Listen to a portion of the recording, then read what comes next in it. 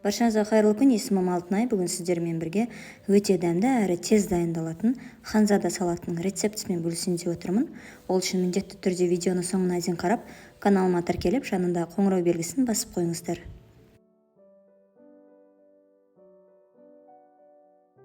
Ең алдымен суға піскен жұмыртқамызды осылай видеода көрсетілгендей етіп, төрт бұрышты түрде барлығын жақсылап турап аламыз.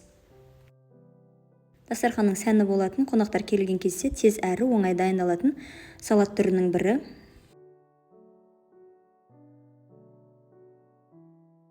Барлығын жақсылап турап болғаннан кейін оны арнайы ыдысқа орналастырып аламыз. Содан соң маринадталған саңырауқұлақты осылай видеода көрсетілгендей етіп майдалап, оны да турап аламыз.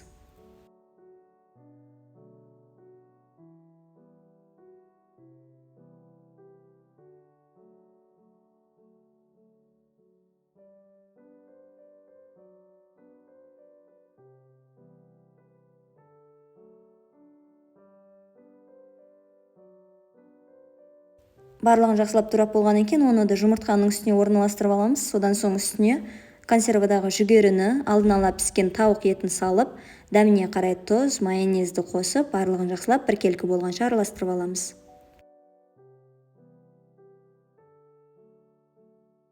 Салатымыз дайын болды. Өздеріңіздің қалауларыңыз бойынша көк шөптермен әсемдеп ұсынсаңыздар болады. Егер де рецепт ұнап жатса, каналыма тіркеліп, лайк басып, комментарий қалдыра кетіңіздер. Барлықтарыңызға ас болсын.